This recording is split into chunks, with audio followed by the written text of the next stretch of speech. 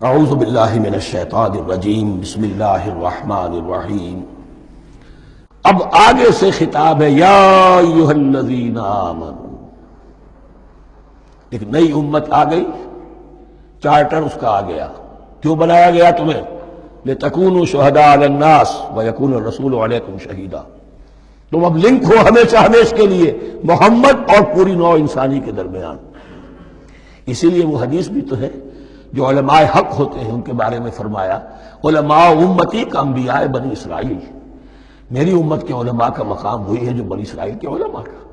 اس لیے کہ اب نبوت تو ختم ہو گئی محمد پر صلی اللہ علیہ وسلم، لیکن یہ کتاب تو ہے، اس کا پہنچانا تو ہے، اس کو عام تو کرنا ہے، حجت تو قائم کرنی ہے، اور صرف تبلیغ سے نہیں، عمل کر کے دکھانا ہے۔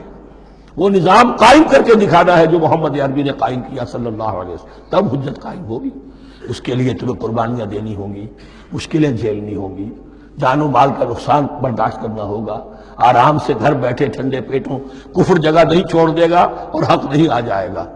کفر کو ہٹانے کے لیے اور باطل کو ختم کرنے کے لیے اور حق کو قائم کرنے کے لیے تن من دھن تمہیں لگانے ہوں گے۔ اب دیکھیے وہ قول آ رہی ہے، یا ایھا الذین آمنوا استعینوا بالصبر والصلاۃ۔ یہی وہ الفاظ تھے کہ وہ جو 7 آیتیں تھیں جن کو میں نے کہا تھا خطاب میں بنی اسرائیل میں وہ بمنزلہ فاتحہ ہیں، ان میں الفاظ آئے تھے واستعینوا بالصبر والصلاۃ وانھا لکبیرۃ الا علی الخاشعین الذین یظنون انہم ملاقو ربہم وانہم الیہ راجعون۔ اب وہی خطاب یہاں ہو رہا ہے، یا ایھا الذین آمنوا استعینوا بالصبر والصلاۃ۔ یہ میں بیان وہاں کر چکا ہوں، ان اللہ مع الصابرین۔ جان لو کہ اللہ صبر کرنے والوں کے ساتھ ہے۔ اس بیعت سے کیا مراد ہے؟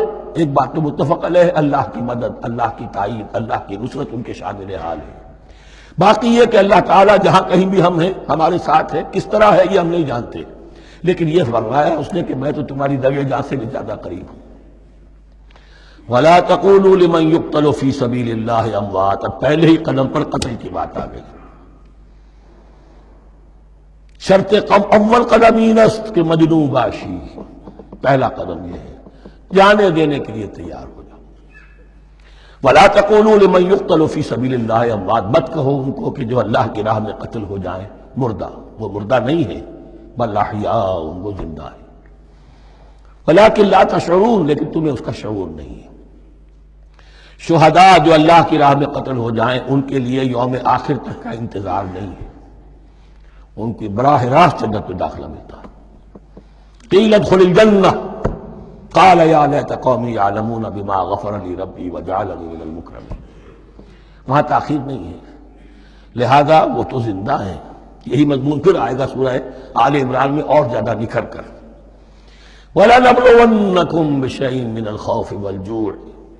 اب یہ ہے کہ پہلے سے دکھا دیا، اللہ تعالیٰ دھوکہ نہیں دینا چاہتا۔ دیکھ لو جس راہ میں قدم رکھا ہے، اب آزمائشیں آئیں گی، تکلیفیں آئیں گی، رشتہ دار ناراض ہوں گے، بیوی شوہر سے لڑے گی، شوہر بیوی سے لڑے گا، اولاد والدین سے جدا ہوگی، یہ سب کچھ ہوگا، فساد ہوگا، فتور ہوگا، تصادم ہوگا، جان و مال کا نقصان ہوگا۔ وَلَنَبْلُوَنَّكُمْ، ہم لازماً آزمائیں گے تمہیں، بِشَيْءٍ مِّنَ الْخَوْفِ، خوف کی کیفیت سے، وَالْجُوعِ، بھوک، فاقے، کیسے کیسے فاقے آئے، کیا ہوا ہے غزوہ احزاب میں، کیا ہوا ہے جو اس سے بعد جو جیش العسرہ ہے، تبوک کی جنگ ہے۔ وَنَقْصٍ مِّنَ الْأَمْوَالِ وَالْأَنفُسِ وَالثَّمَرَاتِ، اور نقصانات ہوں گے، مالی بھی، جانی بھی، اور ثمرات۔ اب ثمرات یہاں 2 معنی دے رہا ہے، چونکہ مدینے والوں کی جو تھی اصل جو ان کی معیشت تھی وہ زرعی تھی، پھل، خاص طور پر کھجور، یہ ان کی پیداوار تھی، جسے آج کل آپ کہتے ہیں کیش کراپ جو ہے ان کی، وہ یہ تھی۔ اب ایسا بھی ہوگا کہ فصل تیار کھڑی ہے، اگر اسے اتارا نہ کھجور سے تو ضائع ہو جائے گی، اور ادھر سے تبوک کا حکم آ گیا، نکلو اللہ کی راہ، یہ ساری فصل ضائع ہو جائے گی۔ امتحان ہو گیا کہ نہیں؟ اور اس کے علاوہ ایک اور ہے اس کا مفہوم، انسان کچھ بہت محنت کرتا ہے، جد و جہد کرتا ہے، کیریئر بناتا ہے، اپنا ایک مقام بنا لیتا ہے اس کیریئر میں، اس پروفیشن میں، اس راستے پر آتا ہے تو کچھ اور ہی شکل اختیار کرنی پڑتی ہے۔ وہ تجارت کے زمانے میں جو محنت کی تھی، وہ کیریئر کو جمانے میں جو محنت کی تھی، وہ سارا کا سارا معاملہ جو ہے وہ کھو کر پھر اس وادی میں آنا پڑتا ہے۔ وَلَنَبْلُوَنَّكُمْ، یہ بھی صبرات ہے نا، محنت کے صبرات. وَلَنَبْلُوَنَّكُمْ بِشَيْءٍ مِّنَ الْخَوْفِ وَالْجُوعِ وَنَقْصٍ مِّنَ الْأَمْوَالِ وَالْأَنفُسِ وَالثَّمَرَاتِ وَبَشِّرِ الصَّابِرِينَ. اور اے نبی بشارت دیجئے صابروں کو، صبر کرنے والوں کو. یہ کون ہے؟ الذین اذا اصابتہم مصیبۃ، وہ لوگ کہ جن کو جب بھی کوئی مصیبت آئے قالوا انا للہ وانا الیہ راجعون، وہ کہتے ہیں ہم اللہ ہی کے تو ہیں، اللہ ہی کی طرف ہمیں لوٹ جانا ہے. کل بھی جانا تھا، آج چلے جائیں، حاضر ہیں، جتنی جلدی بلائیں. نشان مرد مومن باتوں گویم جو مرگ آیا تبسم مر لبے اوست. مرد مومن کی تو نشانی یہی ہے کہ جب موت آئے تو مسرت کے ساتھ اس کے چہرے پر، اس کے ہونٹوں پر مسکراہٹ ہو. یہی بات میں نے کہا تھا، لٹمس ٹیسٹ یہ ہے کہ بندہ مومن اس دنیا میں زیادہ رہنے کی خواہش نہیں کر سکتا. لائف از اے لائبلٹی، جو لمحہ آ رہا ہے اس کا حساب دینا ہوگا. تو جتنی عمر بڑھ رہی ہے حساب بڑھ رہا ہے. It's not an asset, it's a liability. اور الدنیا سجن المومن و جنت الکافر، یہ تو مومن کے لیے ایک قید خانہ ہے، ہاں کافروں کی جنت ہے.